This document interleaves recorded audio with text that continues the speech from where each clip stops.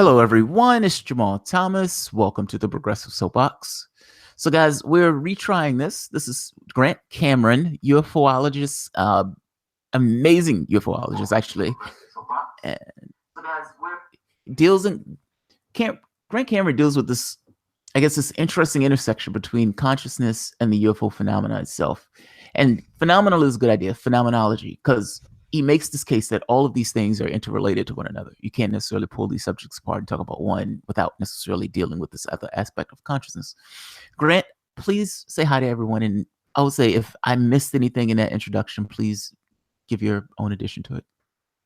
Yeah, thanks, Jamarl, for having me on, and welcome to the guests that are listening. We're getting feedback to your speakers, though. Let's see. Let me see what's going on. Yeah, now it seems to be okay, but for whatever reason, but it's stopped now. So let's just keep going. Yeah, you've actually picked up on what I say is the most important aspect of the UFO phenomenon. That's the consciousness aspect. Most people are interested in stuff like the videos. They want to see the metal, and yet when you come right down to it, you can watch a million videos for the next 20 years. You're never going to learn what's actually going on. The key to the whole thing is, if you want to know what the UFO phenomenon is about, you have to interact with the intelligence behind the phenomena. And there's only one way you can do that, and that's through consciousness. In fact, I've even gone farther in terms of what I would say is that consciousness, if you look at quantum physics, consciousness is the basis of the universe. You do not get a physical particle until you have an observer. As soon as you have an observer, then you have in the dual slit experiment, the particle appears on the back wall. So I'm saying basically you need to make the right assumption when you start looking at reality, UFOs, and realize that consciousness is the ground of being. It is what it's all about. Now, to explain to the audience, the reason why you say that, the double slit experiment, a physicist will send a particle through a beam, through a double slit. Yeah. The particle goes through the double slit, and if you observe the particle, meaning if you put some kind of sensor on one of the slits itself to figure out which slit it goes through, a particle hits the back wall, just a single particle. And it makes sense because it's a single particle that's going through it. If you don't look at it, meaning if you don't observe, if you don't figure out which one it goes through, it gives you a wave pattern. It goes through both. Now, this is bizarre because it's a particle. It shouldn't give you both. It gives you two. The indication being it doesn't exist until you observe it. Until you actually, an observer, something puts its consciousness on it, that particular thing doesn't come into existence. Yeah, it remains as a quantum wave until there's an observer. And then it also implies something that I have talked about, is the fact that the quantum wave, which appears on the back wall until there's an observer, as soon as there's an observer, the quantum wave knows it. So that means the quantum wave is aware of whether there's an observer or not an observer, which would mean that the quantum wave is conscious. And people say, that's not what it means. And I say, yeah, it is what it means. If it knows when there's an observer, when there's not an observer, it's aware of what's going on. The same as there's an experiment, which was the entangled particle, the non-locality experiment, where you take a say a photon or electron and you send it in the direction at the speed of light in one direction, send one in the other direction at the speed of light, and then at some point they're entangled. So then you change the spin of the one particle, the other particle will instantaneously, even if it's on the other side of the universe, will change its spin to balance instantaneously. And so that to me also means that because you took one of the particles and you played with its buddy, it knows what you did, which means it's conscious. And people say, that's not what it means. And I say, yeah, this is what it means. Everything is conscious. And it's all like there's even a theory about this. The universe is one huge hologram, and it all like rings like a bell. So when you affect one part of the hologram, it happens all through the entire hologram instantaneously. And it may come down to the fact that there may not be any time and space. That may be illusions, which is what you get if you get close encounters in ufology. You talk to people, for example, John Lennon. If you look at John Lennon's sighting, he has it in New York. He's looking down the East River. He and May Pang, his girlfriend, are there. And John just tells a story that he sees the UFO, goes down to the UN, it turns and disappears into the distance. She describes the fact that while they're watching this object, she said everything got very strange. She said suddenly the people below them on the deck below them were always there. And she couldn't figure out why did they not come up to see what was going on, because they were yelling and screaming and trying to take pictures of this thing. And everybody in all the apartments across from them, all the condos, everybody was gone. All the lights are out. And then this idea came in her head and said, oh, they've all gone to the Hamptons. And we even asked her, we said, didn't that sound a little strange? Everybody in New York went to the Hamptons. And she said, yeah, that did sound. And that's what's called the Oz effect. And people who are very close up to an encounter, to a UFO, will describe the fact that time and space breaks down, that they no longer know where they are, how long the event takes place. You get situations where people are driving down the LA freeway where suddenly all the cars disappear and suddenly it's just them and the UFO. And it's this idea that reinforces the fact that we've got we've made some bad assumptions about the universe. We've assumed that matter creates consciousness, which is probably wrong. We've assumed there's a linear time, which is probably wrong. We've assumed that things are separate particles floating around in time and space. That's probably wrong. And we should get the indication from experiencers who are telling us these stories. And all the ufologists, all the UFO stuff is that the intelligence behind the UFO phenomena knows how it works. So it looks like magic to us, and it's not magic. They're just following laws of the universe that we still don't understand. Yeah, I agree. Now I used to ask this question. I'd say people completely assume that their dream states are completely separate and distinct from where they are, meaning the apparatus. You're in a dream state, you create your world, you create the neighbor, you have a conversation with the neighbor, you get into a car, you drive somewhere, you go to a store, you look up at the sky, you see a moon. You've generated the entirety of this universe, including yourself, like your entire body and everything else is there. If you were in that dream state and somebody cut you open, you would see blood, you would probably see a heart, a liver, and everything else. You're creating all of that. You shift into another state of consciousness, what you call waking consciousness, and the same apparatus applies. And we say, well, that was completely figment of our imagination, and this one is completely real. And it's like, well, but why do you believe that the faculty will be completely different in this way? Like, if consciousness creates one, I don't understand why they believe that consciousness can't necessarily create the other. Yeah. There's actually, if you look at the research was done at Stanford University by Stephen LaBerge, where they do the experiments with lucid dreaming, which is even a deeper state, where people will describe the fact that in the lucid dream, it is more real than the real world. And they maintain this. It's more real than and you can actually talk to characters. You can make the characters change. You can do change your environment, ask questions and stuff like that. And that seems to indicate that this is a real reality. We sort of assume that our reality is real. And so if you say that lucid dreaming is more real than the real world, if that's a dream, then the real world has got to be a dream. And we just sort of assume. But the whole idea is when you look at people, when you talk to people, you say, so where is the vision? You're seeing a vision, you're hearing stuff, you're smelling stuff. Where is that all taking place? And they sort of think it's in their head, and it's not in their head. It's like the head is completely dark. There is no light inside in the brain. There is no sound inside the brain. It's completely quiet. And yet people sort of just make these assumptions. So when you look at the ufology thing, again, you take a look at the intelligence behind the phenomena. If you can interact with the phenomena, it actually tells you this kind of stuff. And the one example I can give you is a guy named Bashar, who's a very famous channeler, alien channeler in Los Angeles. And at one point they asked him, and he said, we come to you, because a lot of people will say to me, well, I wasn't abducted. No, I wasn't abducted, but I have them in my dreams. And so Bashar says, we come to you in your dreams because now you're in our world. And this is the whole thing. They are coming from this environment almost like they're in there, and people will describe this. Like I always say, people say it's a physical phenomenon. I'll say, no, if you actually talk to the people who are experiencing this phenomena, no, it isn't. Sometimes they're out of their body. They get pulled out of their body. Sometimes it's a gray alien, and suddenly it turns into a ball of light. And so what I say is, well, is it a gray alien, flesh and blood, or is it a ball of light? And if it's a ball of light, does it eat bacon, eggs, toast, and coffee in the morning? I mean, it's like people are making these assumptions, but when you get into this world, there's even I don't know if you follow the To the Stars Academy, this whole disclosure thing, the New York Times, all this sort of stuff.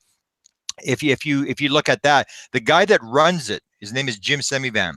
And Jim Semivan is an experiencer. He's a former high-level CIA person, 25 years in the CIA, and he is an experiencer. He had the beings in his room in the early 1990s while he was a CIA agent. And he said, when that happened to me, my entire idea of reality was shattered.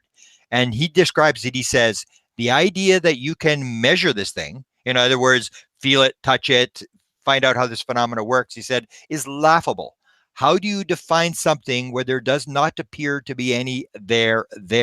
This has got to do with consciousness. This has got to do with multidimensionality. And he basically says, forget about trying to measure this thing. And that has been the experience that people have found, is that the phenomena is way less physical than you think it is.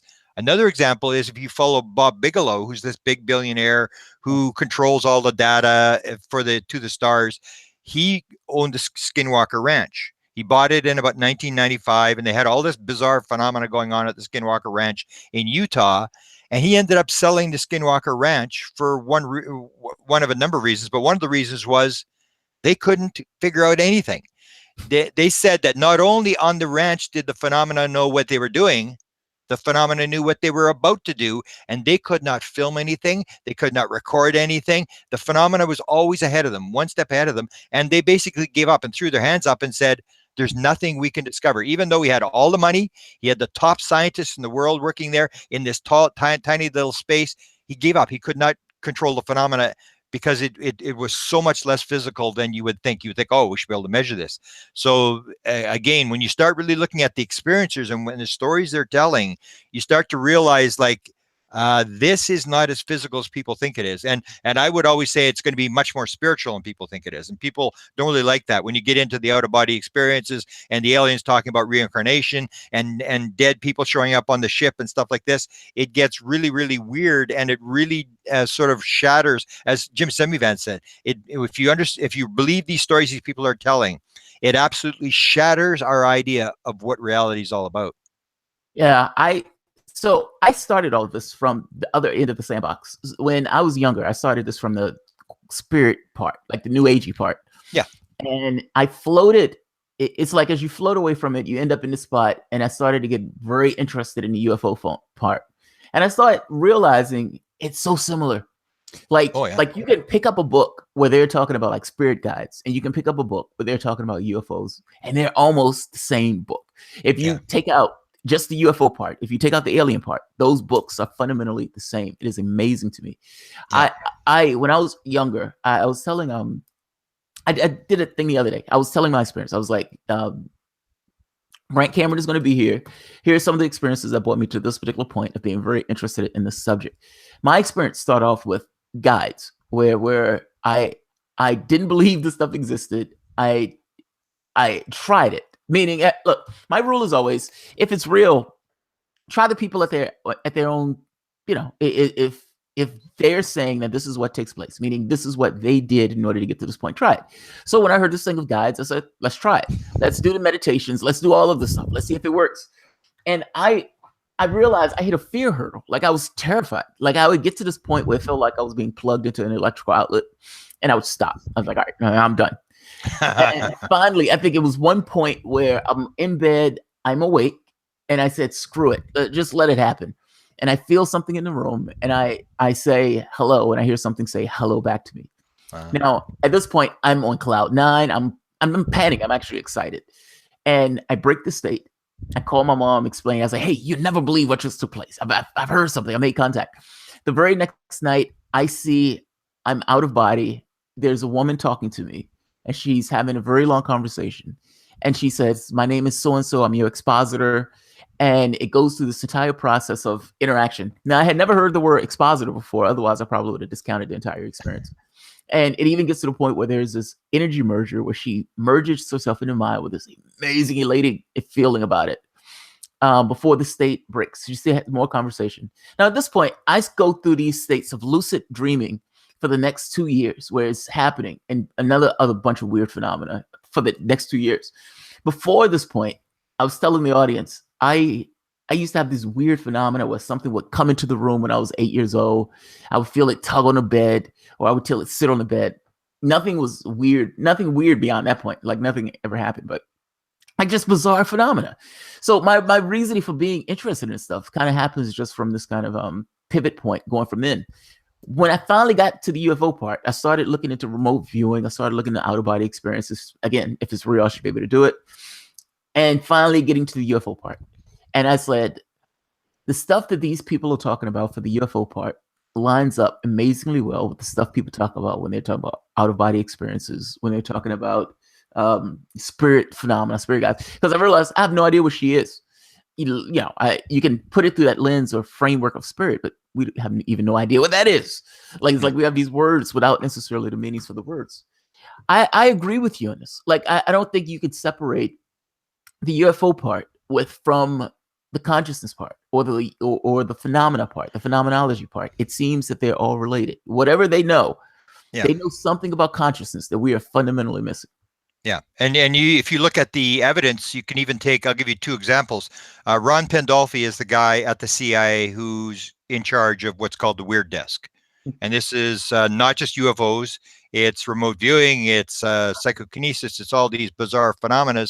And he interacted with a UFO researcher who is sort of his spokesman now in 1991. And the first thing he said to him is, "We have a phenomenology problem." And so the idea is that it's all the same thing. I have a publishing company where I publish people's stories on, their bizarre experiences, whatever. And my publishing company is called It's All Connected. And that's the whole thing. It's all connected. It's all one thing. 56% of all people on board the ship are talked to about oneness and love. And those are the two key things in the universe. It's the basis is love, and it's all connected. If you have people who have psychedelic experiences, the first thing they'll say is, "Oh my God, my ego was crushed and I suddenly realized everything is alive and connected."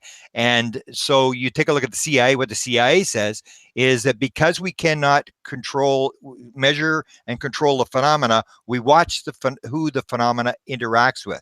And one of the people that is part of this, his name is Ray Hernandez. I have this download experience. Otherwise, I would never have been into consciousness. I had this download experience in 2012 where this idea came into my head that this is consciousness. You've been looking for this answer for 3 decades. This is the answer you're looking for. It's non-local consciousness. That's the basis of the whole thing.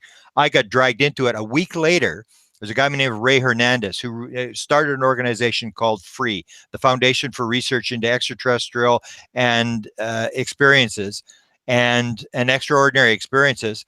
And he has an experience with his dog getting healed. And then he has a second experience where he's on the LA freeway. He goes to watch me do a lecture on consciousness in Florida. A couple of days later, he's on the freeway in Miami. And he's sitting there, and all of a sudden, boom! He's sort of out of his body. He's in this experience, and the beings are showing him a wheel, like a big sort of a roulette wheel spinning around. And on the wheel, it has all the things, all the spokes of the wheel.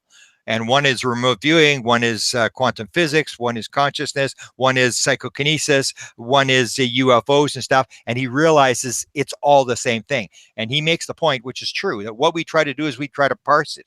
For example, I'll tell people who are a lot of people who have had experiences like you, will have not just UFO experiences, they'll have all these bizarre experiences, seeing the future and stuff.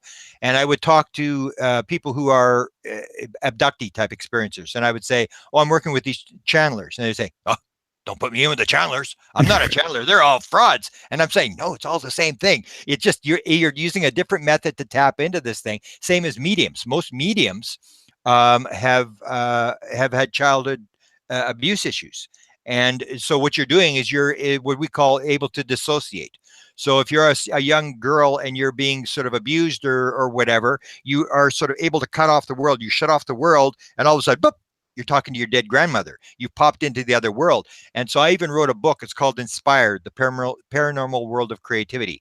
And in that book, I look at all the different phenomena. I look at, as you pointed out, I look at psychedelics. I look at artists. I look at musicians. I look at Nobel. I got 12 Nobel Prizes where people they pop into the other world. They bring back a Nobel Prize, and it's all the same thing. In fact, you even get, if you've seen the work that was done by Strassman, who did the work on DMT, the very powerful psychedelic DMT.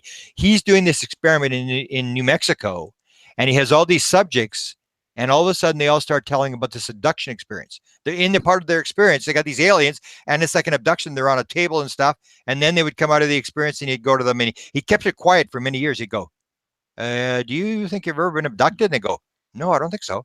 And he kept it quiet because he didn't want to let everybody know that half of the people that had gone through the experience had the abduction experience. And so you have this thing. I mean, it's all connected. That's why the CIA has basically said it's phenomenology. It's all the same thing. And if you try to parse it, then you get into this problem. It's all the same thing. And it's the ability to dissociate, to pop into that world. And the way I describe it is you have right brain, left brain. Plus you have 1,000 modules inside your brain, the hearing center and the balance center. And all these modules are all working as one together. If they don't work together, you're in trouble. They all work together. And what it is the ability to shut down. So when you're doing a sort of a meditation thing where you're trying to link into your spirit guide or whatever, what you're doing is you're shutting down the left rational analytical part of your brain. That's what's blocking it. That's what a medium is able to do, is shut down that day. Same thing as remote viewing. They asked McMonigal, what's the key to remote viewing? He said, you got to shut down the ego. You got to shut this down.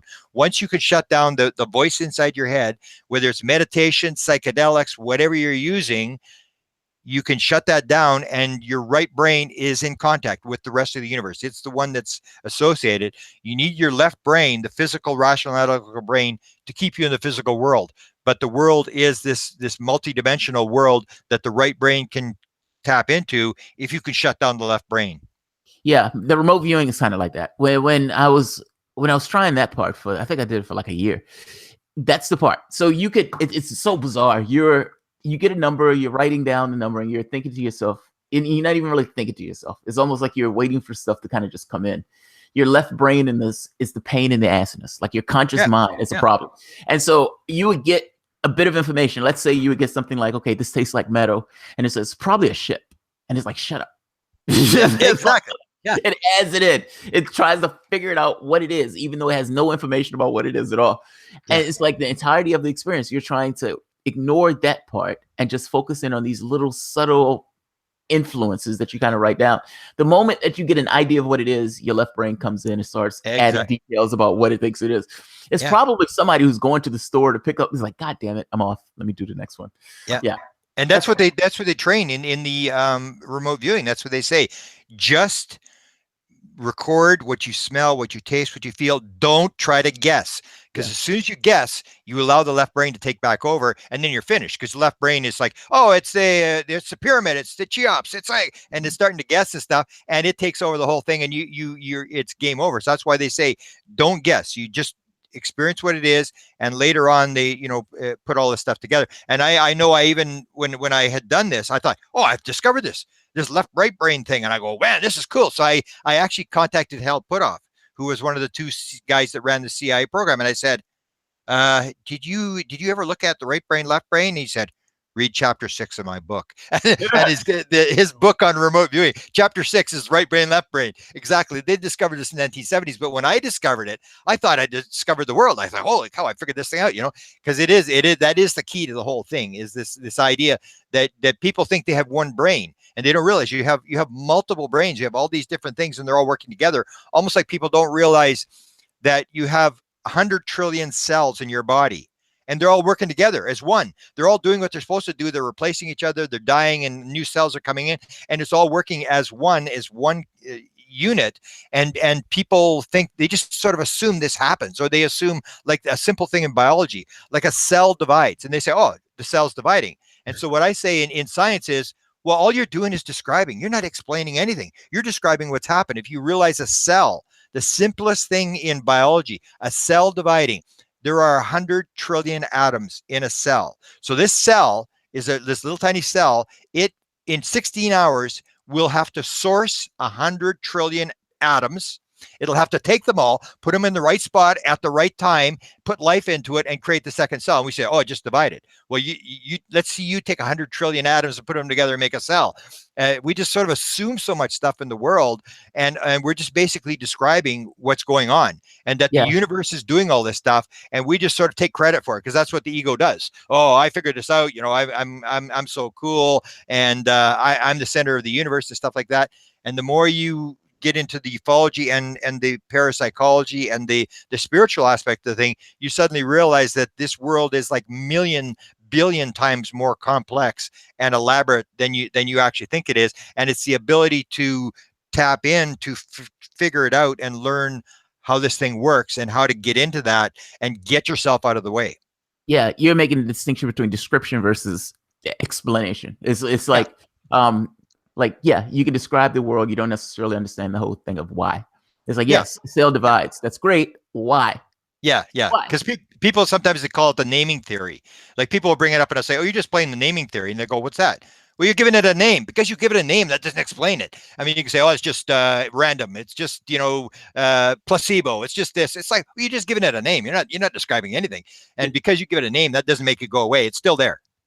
Pretty much. Or almost like describing a book. I think in the Bible, it's like, the thing of Moses. He takes his staff and he opens the Red Sea and all the children of Israel go through, and then he closes the sea again, and then go, okay, that's really impressive. Nice story. Now, how do you do the trick?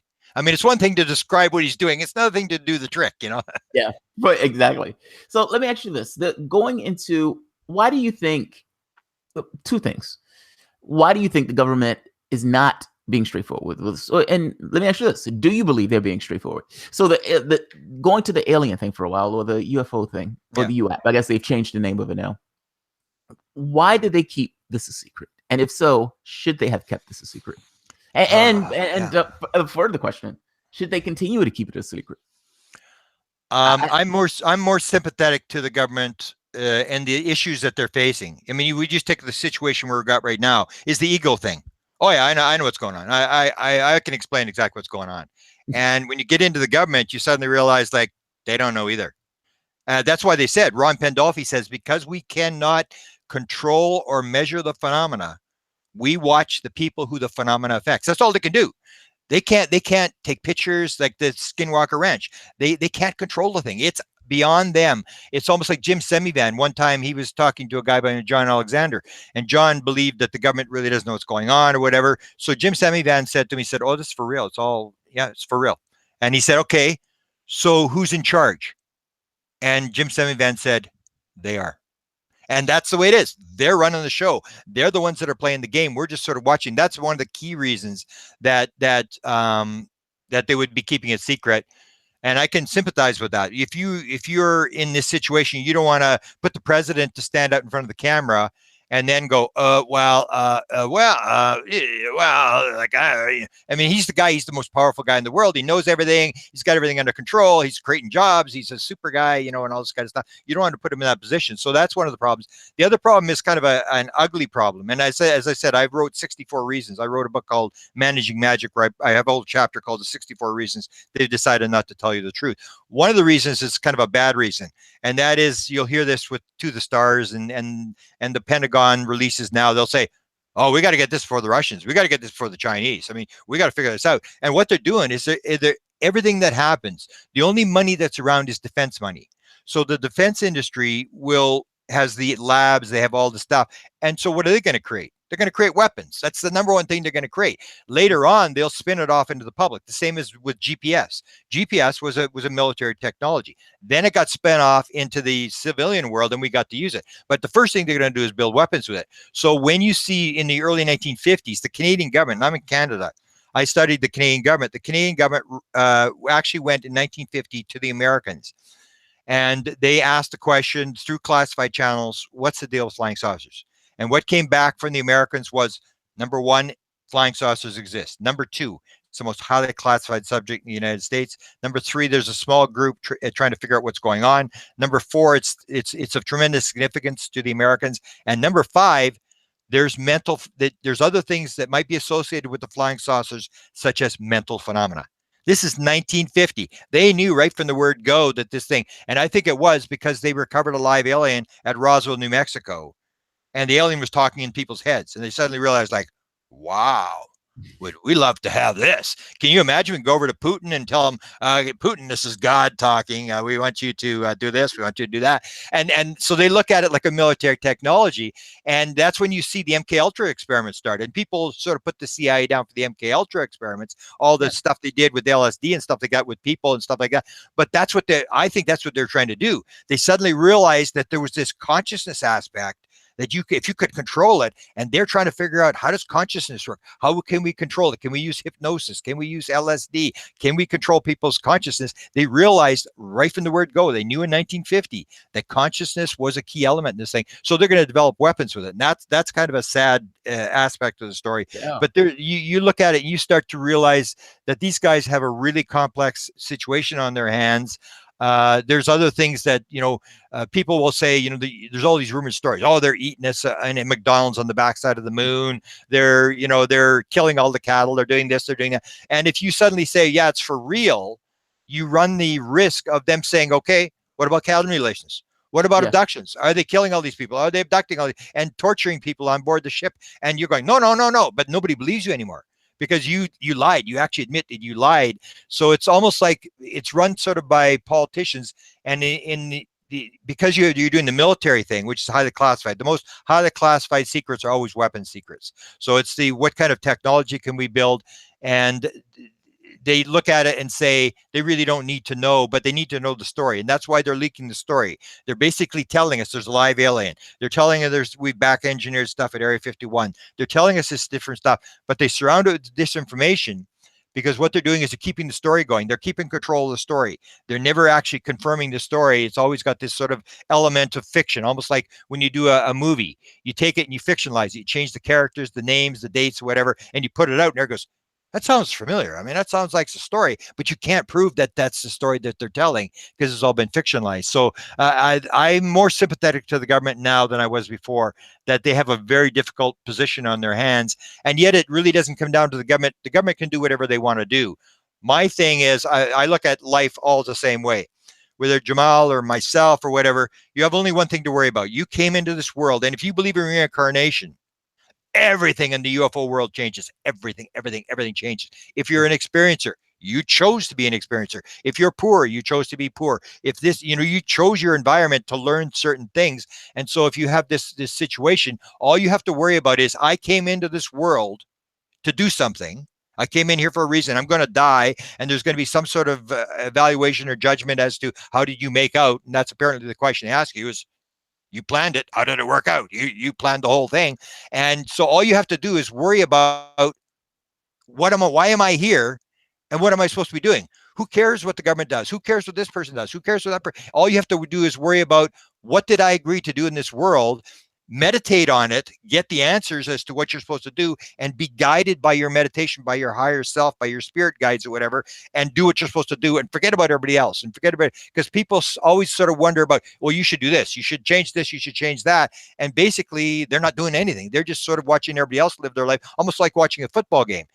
You're watching somebody else live their life. It's up to me to decide. And that's why I look at, because I had this consciousness thing, I figured, like, I've got to do something with this. I mean, I got this in my head, the same as you got your stuff that came into you. They're telling you, we need you to do something. We need you to, we're awakening you. We're telling you, we're reacquainting you with the fact that you made a promise to do something. Okay, get busy. And if you open yourself up, you will get the direction, and it will send you in the direction you're supposed to go. Yeah, I can agree with that. Like I said, I started off with the new agey part. And so I did come to my conclusion was somewhat something similar to that. It was like, you're here for a reason, figure it out what that is. From the political standpoint, I look at this stuff in different ways. So if we're having conversation about politics, I look at this stuff from secular standpoint. Like, there is nothing else but this. And, any conversation we have from that standpoint needs to take place from a secular position. My beliefs are slightly different, though. I kind of go into this thing with a belief like that. This idea that you're here for a particular reason and you work that reason out. And to some degree, this boils down to a certain degree of choice. It's impossible to believe that there's guides or there's something else if you don't necessarily have the belief that there's something else, if that makes sense. It's like, of course you got to believe it that way. Otherwise you couldn't even believe in the first point. No, I agree with you on that. But that being said, I still don't necessarily think it's bad having, walking and chewing gum, looking at these guys and saying, why aren't they telling us this? And I agree with you. They do have somewhat of a difficult position. I started on this in a similar way. I thought they should open the books and tell everything. The government should just say, screw it. The world needs to know this. I don't care if there's some people who can't deal with the truth. Screw it. And the more I got into it, and the further I got into politics, I thought maybe they weren't wrong. Maybe they weren't wrong. Maybe they're right that the public has a hard time dealing with this. And the only reason I say that, we have immigrants coming from other countries, and you have all the countries of Europe being destabilized by it. You have America flipping out, literally. Donald Trump taking office, in some respects, using immigrants to bash in order to create this kind of proxy in order to pivot off that. And it's like, if we can't even deal with refugees, how on earth are we going to deal with something coming from off our shores? I don't. Yeah. That would be part of your. I would say it'd be part of your mission. So it's almost like the analogy I always use is, what if it was that you were a Jew in World War II? The Germans are going to send you to a concentration camp and kill you. That doesn't change. It's like Donald Trump is a situation where I was very upset as well when he got elected, and then inside the sort of the New Age movement, they said he's here for a reason. They're going to applaud him when he leaves the stage. He's here to wake you up. And it's so you're always working off something that, even if the worst thing is possible is true, that you're a Jew in World War II and they're going to try to kill you, that's still some card you dealt. So it's not what cards are dealt to you. Like, say, oh, I need a different card. It's playing the cards that you're dealt. And that's what happens in the UFO world, is that people say, for example, they'll say, oh, we need disclosure. And I'll say, well, you know already. Has that changed your life? And they'll say, well, we need free energy. And I say, well, if we needed to know, and if free energy would solve the problem, the aliens would have given it to us. They haven't given it to us, which would indicate to me, maybe we don't need this. All we're going to do is, if we got free energy, maybe we were just going to, I think it was David Bohm who described, we are like a swarm of locusts that has descended upon the earth. And if they give us free energy, maybe we're just going to strip the leaves off the trees at twice the rate we're doing it right now. And so it's this idea of the aliens haven't given it to us, and we're sitting there waiting for Santa Claus to come and give us disclosure, and then give us free energy so we can drive our SUVs for free, and these kind of things that we sort of, it's almost like I would say we've confusing aliens with Santa Claus. And it comes down to you playing the cards that are dealt to you. And the card may be that you need to speak out against Donald Trump. You need to do that kind of stuff to awaken people. Maybe that's your mission. The only way I think you can find what your real mission is to do the meditation thing, to close the left brain and allow the right brain to tap in through dreams, through whatever, to give you inspiration as to what direction to move. Yeah, I feel you. Yeah. I guess that's it. I've heard the argument. I've even seen like some of the past life research where people are having the conversations about that stuff, like that, where people choose their position in life, and from a secondary context, yes, that makes sense. Like, I can hold that in my head and saying, yes, that's true. People choose their position in life, while at the same time, there's a different disposition once the person get here to the planet itself. Meaning, it's almost like you have to have two things in your head. If there's a person who's here in the political sphere and they're going after Donald Trump, they're supposed to go after Donald Trump. If a person is in a political sphere and they are Donald Trump, then you're supposed to be Donald Trump. I mean, you can look at it as whatever the person is doing is what the person is supposed to be doing. But that's still somewhat of a separate thing of in the personality that the person has taken on at that particular moment. If that person takes on a position that they're supposed to do X, then by definition, somewhat they're doing what they're supposed to do. Would that be fair? I mean, like, I guess it's like looking at it this in two different ways. You're looking at it from a spiritual perspective outside of the reality confines. Like you're off stage. You're not an actor on stage. You're looking at the people doing their performances on stage. While at the same token, being an actor on stage, knowing that you're an actor on stage. It's I understand what you mean. You're talking about it in two ways or two different perspectives, even though it's the same person in both of those perspectives, if that makes sense. I guess, but disclosure. Okay, so that's a separate question, though. Do you think they should disclose? I guess that's the last question. And the reason I asked that is kind of what I went back for the Syrian refugee thing. You have all of these people coming to the country, and people freaked out over it. Now, they're just human beings. They are just our fellow human beings that require assistance and require help. if we can't even deal with that particular situation, and beyond that, we killed 50 million people in the last war. Not just 50 million people in the last war, 50 million other human beings. Not to mention the wars that we had. We destroyed multiple countries as is, like over within the last years. Is the public on a level where the value system is high enough for them to have any access or any association with something that's not even human? Okay, that comes to my publishing company called It's All Connected. I say the basis of all evil in the world is one thing: the belief in separation. If you believe that you're separate, that you and I are different, I'm a Canadian, you're an American, you're a bad guy, you're a Syrian, you're a bad guy, and you get this separation, then of course it's like there's good guys and bad guys, and of course I'm the good guy, which means you got to be the bad guy, you got to be the problem. And when you start looking at it, like people will say there's evil aliens. I said, well, no, there's not evil aliens. I said, there's not even evil nations. Name me one nation on earth that's evil. And they'll go, oh, North Korea. And it's like, well, there's 25 million people in North Korea. Do you believe they're all evil? Do you believe that a woman doesn't cry for her child when it dies? Do you believe everybody's just everybody, and everybody has certain traits, and nobody is perfect, and nobody is totally evil. And so what I see is these people are in this world where they're learning certain things. They have certain pluses and minuses, and that we create these ideas that these evil aliens are coming to attack us, when if you realize that everything is one, how can I harm you? How can I say that Mexicans have to stay on their side of the border? How can I, all these kind of things? That's the basis. And it really doesn't change whether you've got disclosure or not disclosure. If you disclose, it's just another enemy that Donald Trump's going to have. He can't get along with Mexicans or Syrians or Africans or whatever. He's just going to add it to the list. It really doesn't. It's just another thing. And the other problem that you're going to have, it's a disclosure idea that is an American problem, is that America is the land of opportunity. It's a capitalist nation, and I say you people are going to be pretty upset when you find out about aliens, because they are maybe not communist, but they're pretty close. Well, that's kind of my point. That's exactly my point. That these social systems are not real. The culture is not real. None of these things are real. The lines that you write around the borders are not real. All of these things are mental figments of our imagination. But the people in this country, and to some degree the world, they think those things are like, they think capitalism is just a natural state of being, not necessarily an economic system that's giving more wealth to the one side or the other. And so it's like you have something else that doesn't believe. For example, I've heard somebody who's like, do they believe in God? Think about that. Do the alien beings coming from somewhere else believe in Jesus Christ? Like, this is stuff you're going to run into when you have some of the people. Or it's like, are those guys capitalists? Are the aliens capitalists? This is kind of my point. Human, are we?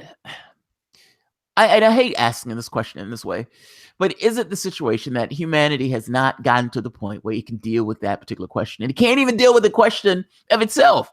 Like 70% of the globe lives off of like $10 or less a day. Yeah, you have a large percent, $2 a day. Now, this is us interacting with us, not even being able to take care of ourselves with all of the resources and all the technology we have at our disposal. There should be no poverty on this planet. Now, other beings come to the planet, and we're still within these weird thought forms of this capitalistic gain where we think it's one perfectly okay, a planet, this kind of prosperous planet to give massive amounts of wealth to the top 1%. Jeff Bezos is making $231,000 a minute. We have poverty in America where some points are third world poverty conditions. That's right. I guess my question is somewhat more fundamental. Yes, there are going to be some people saying, are those aliens capitalists? And if they're not, you mean those are communist aliens? That I guarantee you that's going to come up. The second one is, do they believe in Jesus Christ? I guarantee you that both of these questions are going to come up, and people are going to say those things are demons or those things are communists.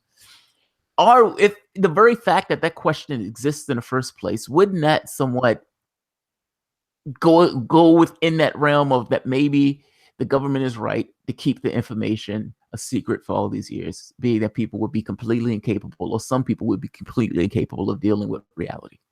Yeah, I think it's actually getting worse. In terms of separation, it's getting to be more and more countries that are into the rape, pillage, kill, and steal capitalism thing. Like it's a, whoever's got the most toys when they die wins, and there's going to be more separation. So you have this situation when you realize this is a hive, and that in the alien culture, you put in what you can contribute, you take out only what you need, and there really is no chandeliers, no leather furniture on the ships. There's no designer clothes. They don't have any money. They basically are working most of the time and stuff like that. And so it just feeds into the separation. It's like, it's always this thing about I'm here and this person. So you look at them and you say, oh, they're different. They're completely different than us, man. They're bad. They got to be bad because this idea of separation. Yeah. And if you suddenly realize the reincarnation thing, because people will give me the thing about pedophiles or whatever, like, oh, we got to kill all pedophiles or whatever. And I say, well, do you realize there's 400,000 pedophiles in the United States of America? And the fact is, do you think that at 5 years old that somebody decided they were going to be a pedophile or a homeless person or an alcoholic or whatever? And you better watch out, because if it's reincarnation's a law, and if the idea is to experience whatever you hate, whoever you hate the most, get ready, because you're coming back as that person. So you can learn sympathy and empathy for people's positions. So it's the separation that'll increase. If you get it, it's going to be worse. I mean, these are worse than North Koreans. These guys are worse than Syrians. I mean, look what they do, but they're always playing off the separation thing, that we're different. And if you realize that we're all like, we're cells, 100 trillion cells. And if you all work together, it works. The minute the cells start to divide, you got what's called cancer. When a cell decides I'm different, I'm better, I'm going to do my own thing, I'm going to duplicate, I'm going to, increase my number of cells and stuff like that. That's when you get that separation, then you get cancer. So it always has to go back to the idea that you may come back as an alien. You may have been an alien last time, that you play these roles, and that we're all the same thing. We're all the same people, and there is no separation. And so, I agree with you that, especially in today's world, because everybody now wants to be an American. Everybody wants to be Donald Trump. Everybody wants to have gold, faucets and stuff like this. And everybody plays into this idea, and that means more separation. That means more ego, instead of an idea where we all work in a commune, that you and I share what we have. We try to advance each other. We're moving the opposite direction. So I would say, in terms of 50 years ago, you might have been able to do that because you had more societies where everybody works together and they work as one. Now, especially with the age of Donald Trump, it's real separation. It's like you're building, an iron curtain on the south end of your country. You're throwing people out of the country. You're throwing these people who had nothing to do, these DACA people who had nothing to do with anything, are getting thrown out of the country. And it's all separation. It's like, they're different than us. They're bad. We have to get rid of them. We're good. These people are bad. Get them out. Get those people. Their problems. The problem is never with us. It's always this separation thing. And separation, the belief, not just separation, but the belief in separation, that those people are different than me. That's what causes all the trouble. And it is getting worse. So it's probably better that they don't bring it up right now, until people start to understand that you got to work together. You got to work as one. And that when you work as one, it works. When you start to separate, then all the war and all the fighting and all the stealing and the killing and all that stuff starts, and will increase as we go along. Two last points. Tom DeLonge and Rama. So Tom DeLonge released the video. I think it was Sunday, I believe. Sunday or Saturday, one of those 2 days. And the video showed that this was exclusive content from to the Stars Academy. It was not exclusive content to the Stars Academy. It was content that came out in 2015. What on earth is Tom DeLonge doing? Now, some people in the UFO community have been somewhat skeptical of Tom DeLonge because of the people he's associated himself with, like the military personnel and that type of stuff. He has all these a bunch of spooks with him, working with him. Yeah. And I guess they feel like the government and many of these spooks have been lying to them over the course of the last 40, 50 years. And why on earth would they all of a sudden be straightforward and honest and giving them the information? And then they see this particular video where it's like he's saying this is exclusive and it's been out since 2015. What's going on with that? And do you know what's going on with that? This is somewhat of an open-ended question. I think what's going on with the scrutiny that or the skepticism that people in the UFO community is having with DeLonge? And B, is that skepticism valid? Meaning, is that video somewhat of an outlier, or is that something to be concerned about, seeing that he's saying one thing and this video showing something else? Okay, I would dispute the 2015. The story was that it had been put on 2015 by a guy by the name of Corbell, Jeremy Yeah. Corbell. Corbell has said absolutely not. That he described how he logs his films and stuff like that. And so I don't think that's a true story. That this is a legitimate film. He may have altered the film. So you see, you got to realize again, it's the separation thing. You got to realize Tom DeLonge is just a guy who's like you and I who believes bad things. He's not a bad guy. He's just, believes some things. And his main thing is he's got a media company and he's writing books and he's doing movies and stuff. So to him, he owns everything. And so he takes the video and he puts his name on it and says, he's got the rights to it. And we all know that government property, you can't claim copyright to government stuff. But to him, this is like he's selling stuff. He's not a researcher, so he's selling books, he's selling T-shirts, he's selling all this stuff, and that's his gig. He's got trying to get people's stories, get the rights to their stories, and put all this stuff out to make money. The people in behind him, all the spooks, I would always remind people that a lot of these guys are experiencers. These are not guys who came out of the government that are doing this for any, I think, evil intent, because a lot of them had the beings in their room, and so they're trying to figure out what's going on as well.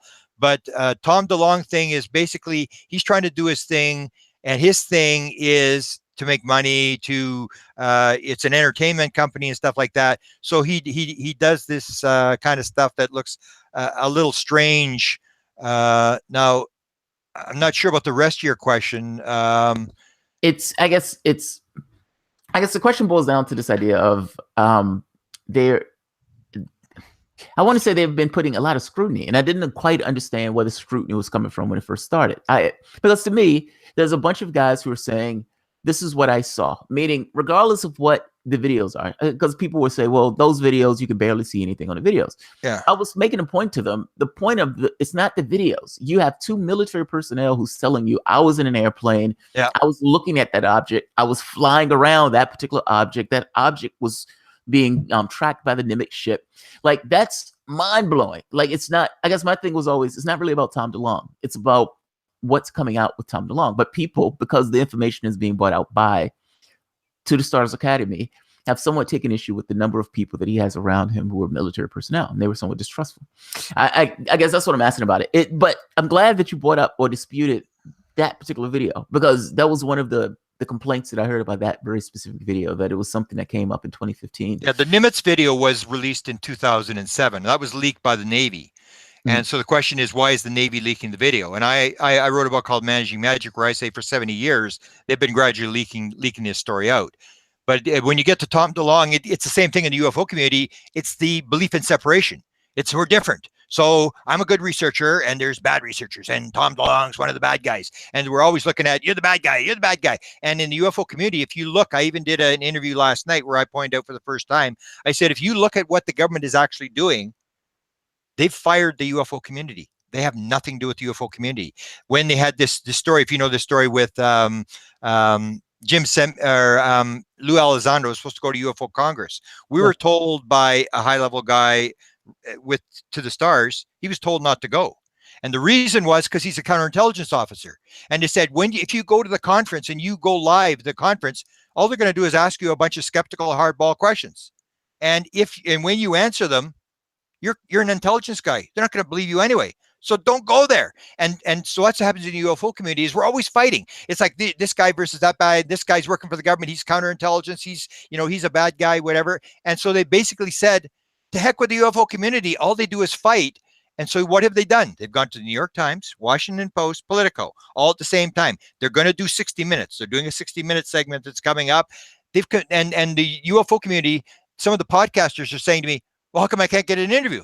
They won't talk to me. They won't talk to me. And it's like, no, they're going to the public. They're bypassing the UFO community and going directly to the public. So they're doing CNN, Fox News, Washington Post, New York Times, and they've got them on a leash. And Washington Post did one yesterday or 2 days ago, and they basically said, "Oh, the Department of Defense has released another UFO video." And then the New York Times comes out; they've released another video, and they've got them on a leash. Everybody, they're all just saying, "Oh, the Department of Defense is now releasing these videos, and they're doing UFOs." That's what they want.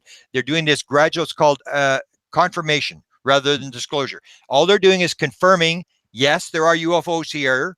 We're not saying they're ET. We're not saying they're aliens and stuff. There's just this phenomena going. And so they're taking the public, not the UFO community. They're ignoring the UFO community, not answering their questions, whatever, going to the media, to these high-level medias, and putting out the story that the government has running a program, and we've got these things. We don't know what they are. They're very, very mysterious. We should investigate them. And they get the confirmation, and then years down the road, they'll move to the alien thing. But first, they move everybody over, because you got to realize that inside the government, you have the belief in separation as well.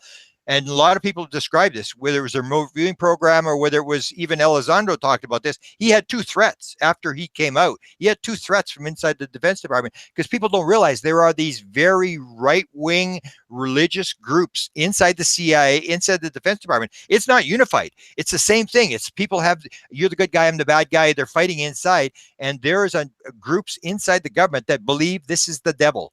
And you are not going to do this. You are not going down this road. And these people have power. They're very powerful people.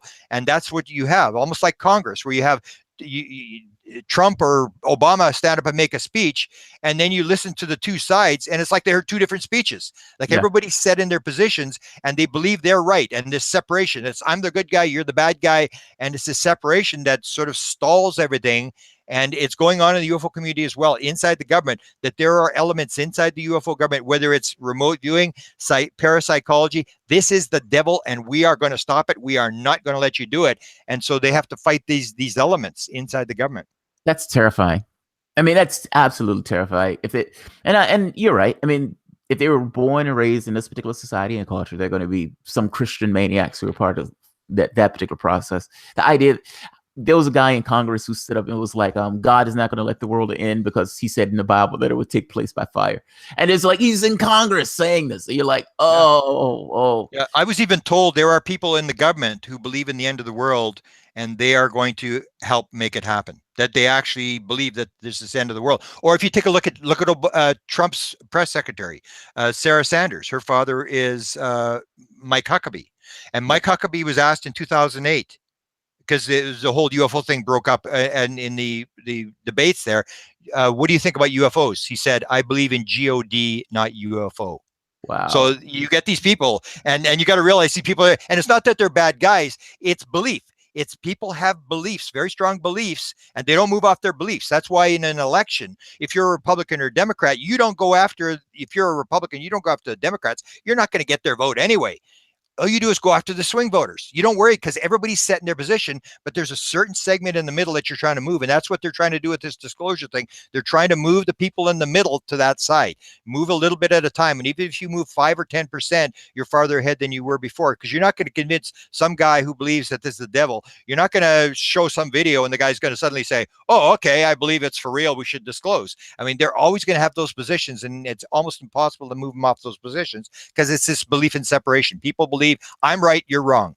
Just to be clear, though, I don't think Tom DeLonge is a bad guy. I don't think he's necessarily working with bad ends.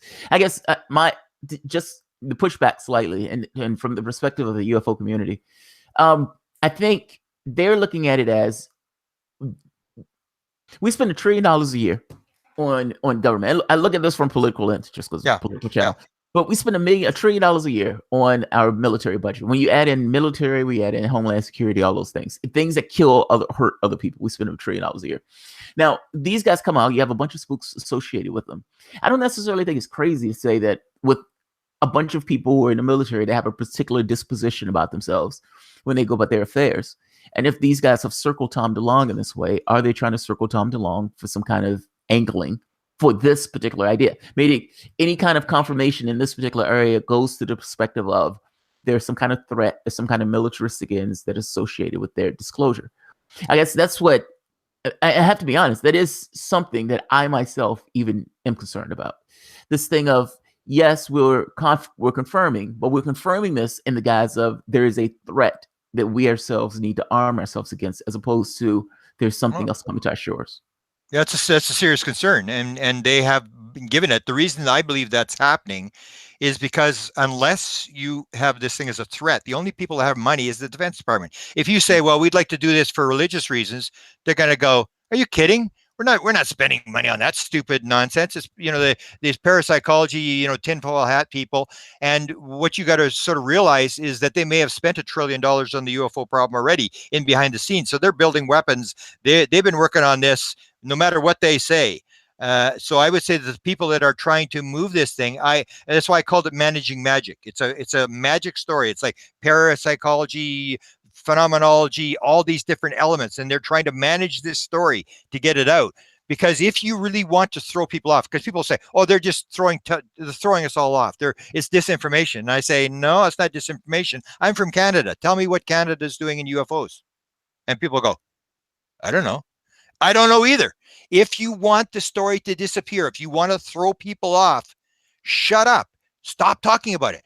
The fact that they're coming out and saying there are aliens, there's Area 51, we've got a live alien and stuff like that, that's not disinformation. That's information. They're basically telling us the story, because the United States of America is the only country in the world where this goes on, where they're telling these kind of stories. If you go to Australia, the government doesn't talk about UFOs. Canada, Germany, none of them talk about UFOs. And in those countries, you would go like, I don't know. I don't think the government does anything with UFOs. I don't think they're doing anything. It's only the United States of America. So I think there's this element inside that's trying to get the story out, trying to manage the story, trying to get it out. Because the Brookings Institute report was done in 1960.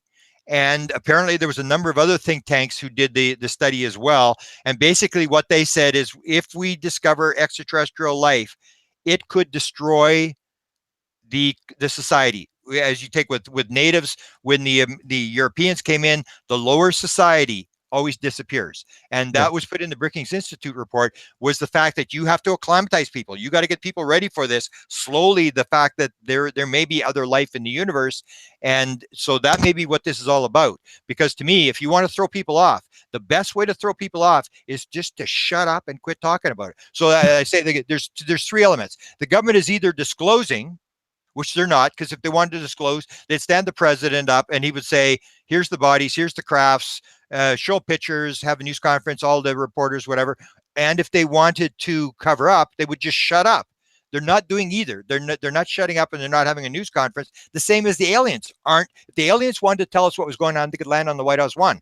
They are not disclosing, and they are not covering up, because if you see a UFO, you're part of the game, because we don't have lights on our crafts. UFOs have lights. Why do they have lights on the craft? So you can see them. They want you to see them. If they abduct somebody, nobody sees anybody getting abducted. So when they want to cloak themselves, you don't see them. So when you see them, you're part of the game.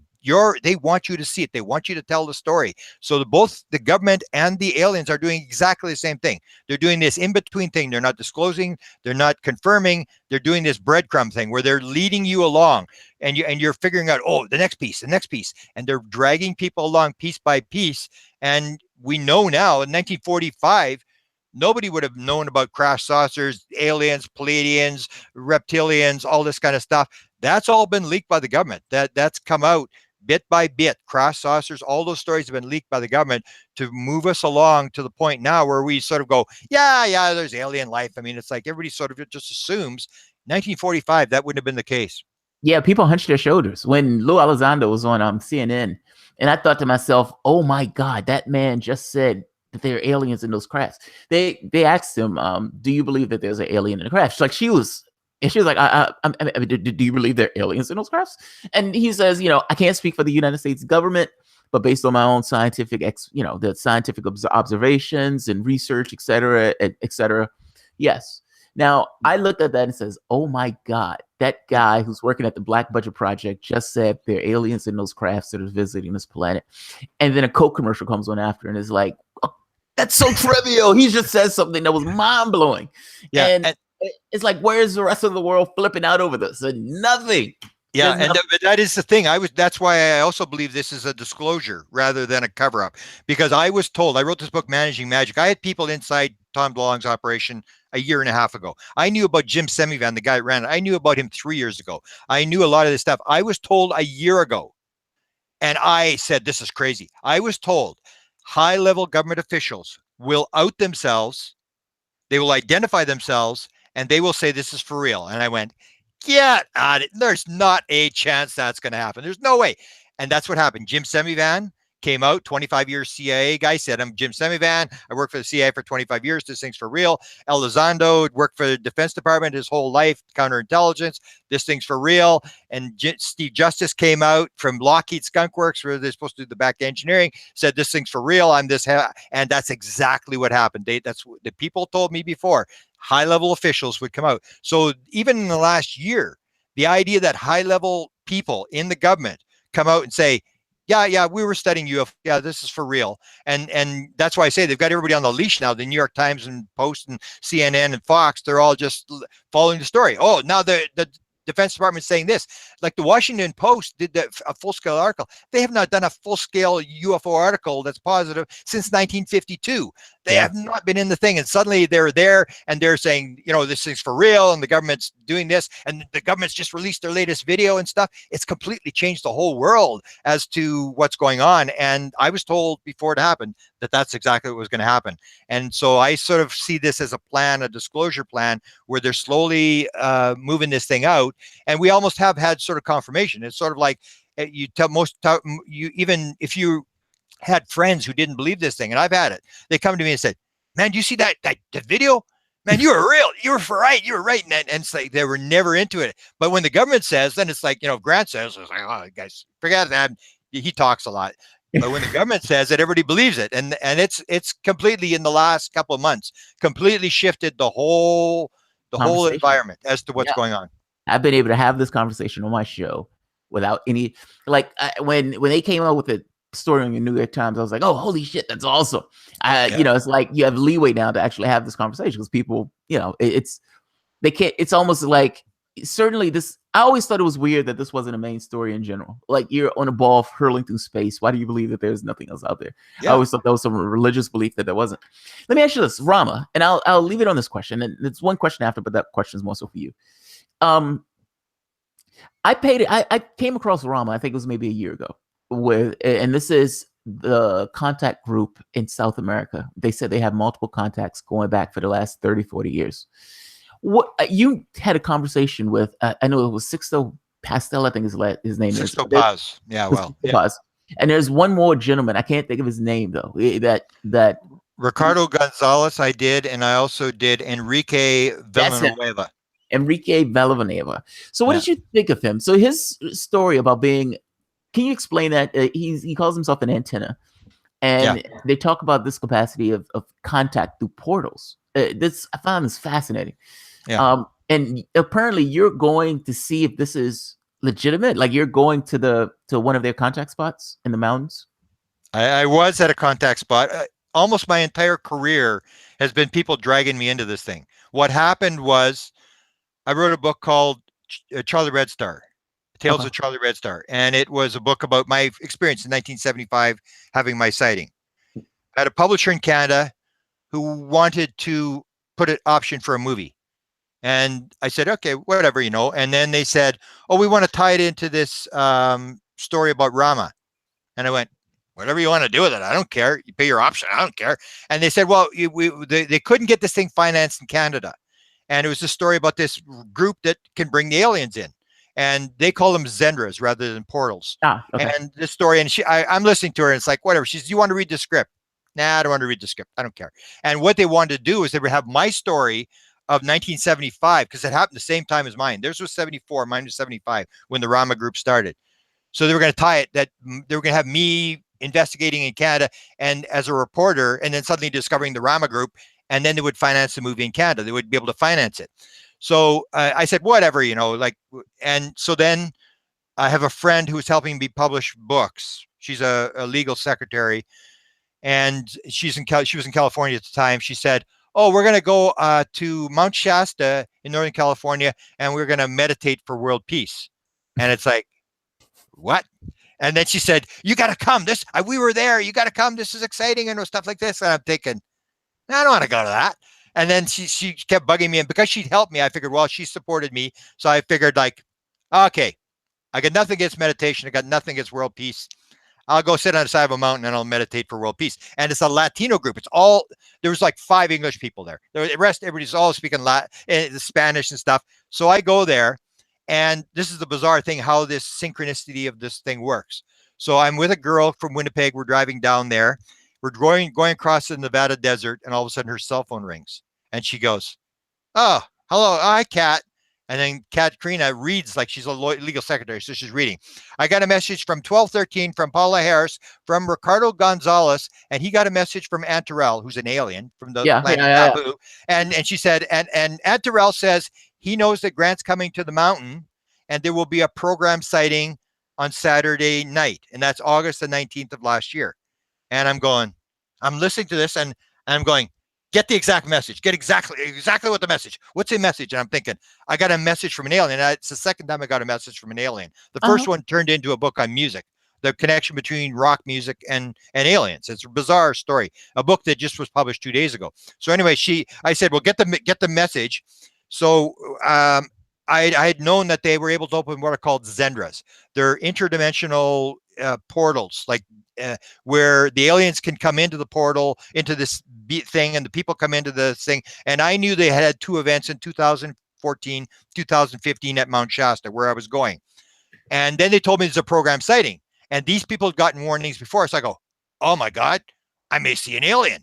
I may get to go in one of these portal things. So I'm getting kind of excited, and they do the fasting thing. So I go, okay, I'll play the game. So I start the fasting, and for, a couple of days, I'm not eating meat, and then I'm fasting for the last day and stuff like this. And I'm trying to raise my vibration and stuff like this. And they have what are called antennas. So To the Stars has a group that is looking at experiencers, and they're looking at the brain patterns of experiencers, and they're looking at the DNA of experiencers. And one of the things they've identified is that all highly psychic people and all experiencers who have interacted with the beings and stuff like that all have a same brain pattern that they call the antenna. So you're able to tap into that world, like the right brain thing, you're able to tap in. So these people use the same word, and these are antennas.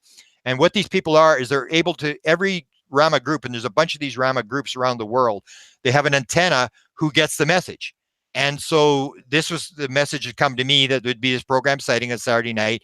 Then there was a second woman who was a psychologist, PhD trained from Columbia University, who also got the message. And she said at 9:32, there would be an event. So I go there, and I'm fasting and stuff, and I'm sitting there freezing to death. It's absolutely freezing up there. And I'm sitting there like, trying to meditate, and they're doing this thing, and the guy's walking around, and the time he said 9 to 10. And I didn't realize this woman was sitting right behind it was 9:33 or 9:33 or 9:32. And exactly when that time came, suddenly this thing starts over my head. And I looked up, and I thought, oh, this is not good. It's going to sound pretty egotistical, because I looked up, and I'm going, it's right over my head. And I'm going, no, it can't be over my head. It's got to be over the group, because there's about 130 people in this group all meditating. I'm going, it's got to be above the group. And I'm going, no, it's right above my head. And this flashing thing is starting. Boom, just flash. And I couldn't even look up. I kept looking down, and then it flashed, and people cheering and stuff like this. And I'm thinking like, wow, this is weird. And then the more amazing thing was the woman that was in one of these events. Her name is Paula Harris from Boulder. She was in 2 of these events in 14 and 15, where they were in the Zendra, and I had my movie camera. So I said, oh, Paula, can you show me where this Zendra event occurred? And this was the day of, this is Saturday afternoon. And we went out there, and she's telling me we're in there, and there's this white fog coming off the ground, and it's sort of lighting up. It's completely dark. There's no moon. It's sort of lighting up the ground, this bluish white fog, whatever. And we're holding hands, and they tell us to get through the fog. Do not let go until you get through the fog. They get through the fog, and they let go. And she said it was the scariest moment of her life, when she had to let go of these women's hands. And then she looks up, and there's this 10-foot tall alien standing there, and he's got a bicycle suit on, and he's got a crest. There's the sparks coming off the crest, and in the white hair and stuff. And I'm going, really? How far was he? She said, that tree over there. And she points to this tree like 20 yards away. I go, it was that close? And she said, yeah. And then she said, oh, the rest of them are all here too. And I said, they're all here? So I started interviewing these people, and I go to these people with the camera, and they're all running away. Nobody wants to get on camera. Like, no, mostly because their English wasn't very good. And then I get somebody on camera, and she'd get it up, and I'd say, were you in this Zendra thing? And they go, yeah, I was in it. What'd you see? Oh, there was this alien. He was about 10 feet tall. He was wearing a bicycle suit. He had this thing on his chest, and the sparks coming off it. And I go, next person, were you in the Zendra? Yeah, I was in it. And what do you see? Oh, there was this alien. He was about 10 feet tall. He had white hair, and everybody described the same thing. I'm going, that is amazing. To me, it was the best story I had seen in 42 years. I'm going like, wow. That is amazing. So Enrique is having an event the first week of August. I'm going. I've got to drive. It's 40-hour drive for me, but I don't care. I'm going because there's a chance this is going to happen again. And then in the September 8th is the second one. Ricardo Gonzalez is having one. So I'm going to drive 40 hours back, and I'm going to be there because this, to me, it was the most exciting thing, even though I had no idea. Everybody's talking Spanish. I have no idea what they're talking about. It's kind of cool to be up on the side of a mountain and, stuff like that. But the fact that they can do this, and it's only this one group, it's almost like the aliens have chosen this one group of Latino people, mostly from Peru, Bolivia, and those areas. And they've allowed them to open these Zendras, and they can bring people in. They had 10 reporters, 10 times that Sixto Paz brought in reporters every single time they showed up. And one of the ones, I'm trying to get the article, was a lead reporter from Peru who actually went into the Zendra and interacted with the alien and wrote a full-page front story of her experience. So fascinating story where you can actually, because if you look at a video, it doesn't tell you anything. If you go out and look for it in the sky, but these guys can actually seem to bring the aliens in. And to me, that would be the most thrilling experience, because I saw UFOs up close, but to see an alien is a different story. And I'll go back there. That is, wow. That is a mind-blowing experience. And Enrique can open these Zendra things, and so can this Ricardo guy. They seem to have tapped into this alien thing, and they're able to do it. And I'm going like, I'm going to be there, man. I'll be there, and whatever you need me to do, I'm there. What's the protocol? How do people, like Stephen Greer has a thing where you can go to see SETI events. And granted, you have to pay to go to see SETI events. Yeah. But what's the criteria for Rama? How do people get it? This, I think this is me in my head, like asking, how do you become a part of that particular experience? Like, is it possible for me to contact Rama and say, hey, Rama, I would love to do this experience? How would any random person do something like this? Well, you find out where they're having the event. So you follow these people. Like, so Enrique's having this event the first weekend of August. So I know, and you pay $40 to go, and that's to pay for the toilets, because they got to bring these toilets up on the mountain. He's not charging you $40. You bring your tent. You got to make sure you bring some clothes, because it's like at freezing. It's at freezing at night.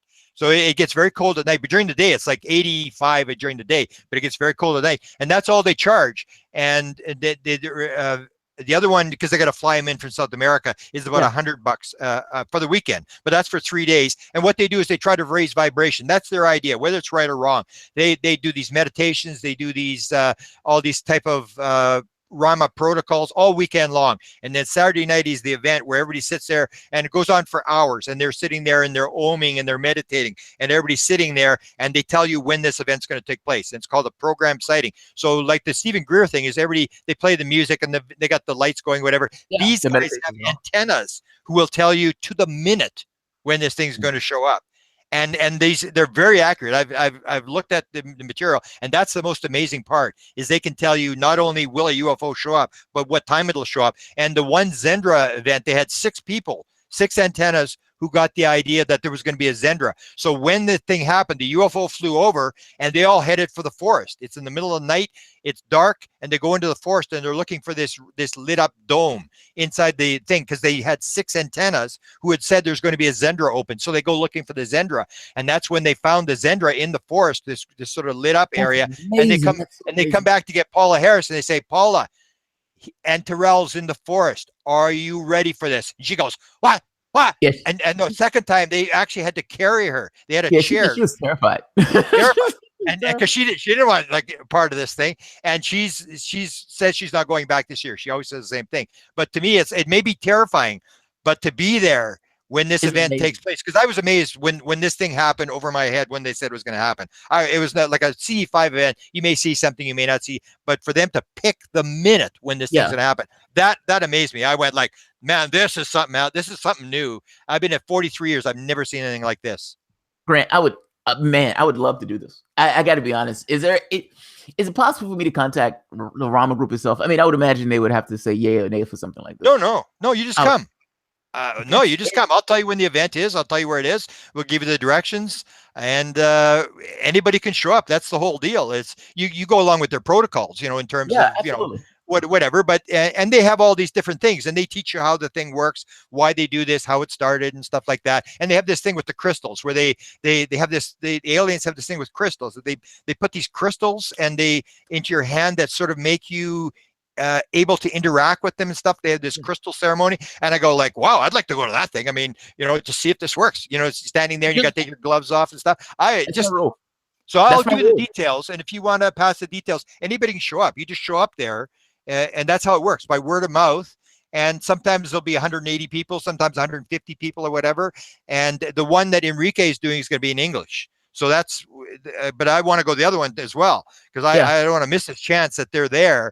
And to have that experience where they actually open a Zendra, and they only sometimes take 7 people into the Zendra, but even if it happened and you weren't get picked to be on the Zendra, it'd still be fascinating to be there, because and the people are like, when you see there, you see oneness. You see these people who are like, I was saying, like, why are these? They come from all around the world, from Europe and from South America, and I'm going like, why are these people coming to America? America is the one that sort of messed up the world, and these people are coming to meditate to get us out of this mess. Like, what are these Latino people doing? They come from all around the world, and they're all hugging and kissing, and it's just like a really bizarre sort of world. It's like a different world than anything else. So I love the environment, as well as the stuff sitting on the mountain. It's just a wonderful time. So anybody can come. You bring your $40, your tent or whatever. Like I'm flying in the one time, so I'm going to be staying at the bottom of the mountain. So we'll come back up and down for the mountain. But most people camp up there. That's amazing. My rule is this sounds amazing. When I first heard this, I thought my usual rule is, if I can see this next stone, like if I've had a certain experience and I can see the stone, I can say, okay, fair enough. That seems amazing. So it's one of those things but my rule is always experience it, see if it's real or not. Like if you can encounter it, and if it's take place, take the people at their word for it, or at their own rules for it, and see what takes place. And then when it's like there are multiple people who are having this experience, and it's like, okay, maybe there's something to the experience. Last thing, is there anything you want to tell the audience about either your books or either about what you're working on that you want them to be aware of? Well, not really. I have the Managing Magic book, which is the disclosure book that's out. It's been out for a while. I have the book on Inspired, which talks about the different types of inspiration, people tapping into this other world, musicians. And I have the music book that just came out. This deals with the rock musicians and how many have had UFO sightings, how many have been abducted, how many have had UFOs over their concert, where they got their inspiration, how many songs came in dreams, how many songs came instantaneously to musicians stuff. So I've got that. What I usually try to promote though is my White House UFO YouTube channel, because when I get like these videos of the Rama thing, where I get these people and go, where were you in the Zendra, and I put all these on the on my YouTube channel. So anything that I've got new, in fact, I've got a guy who's briefing 4-star generals on UFOs. I'm going to do an interview Sunday night with this guy, so I'll stick that up there. And that's what I do, because what I was told, because I'm an older guy, and the young people told me, they go, people don't read books anymore. They don't have articles and stuff. Like I got the big White House UFO website, and people are into YouTube. You're at 15-minute coffee break, and it's like, go to YouTube and watch a 15-minute video. So that's what I'm doing now. I listened to the young people, and they said, this is the way to get the message across. Do little 15-minute videos, because most people, it's known, most people don't watch a YouTube video past 12 minutes. After 12 minutes, they shut it off. So it's to do these little things. And so that's why I'm putting my information out now. I do the books. I have the publishing company and stuff, but I do that. But most of the stuff I'm doing that I have really important is to get somebody who's got a real good experience and say, you need to tell the world this experience. And I do the interview with them, almost like you're doing. You put it on YouTube and people watch it, and that's the way the word gets out. And sometimes you'll get like 30,000 hits, which means you're talking to a stadium full of people. A lot of people. You're not talking to 5 people. So this is the way the world, it's almost like we're getting this inspiration from the universe to set up the internet to do this kind of stuff. And they're sort of leading us how to spread the message, how to raise consciousness, because that's what it's all about. It's about raising consciousness to a higher level, a better level. That's what we're here, I think, to do. And you're doing it, and I'm doing it, and that you do as much as you can, as fast as you can, and wait for inspiration to determine what to do next. Very cool, man. Thank you very much for coming on to the show. I absolutely appreciate this. Like I said, you're one of my favorite researchers, and I will put the channel at the bottom, White House UFO, on YouTube. So thank you very much. Thank you, sir. Guys, I'm going to end this here. Guys, if you enjoy the content, feel free to share, like, subscribe. And of course, you guys can always support through Patreon. Thanks, everyone. Grant, I really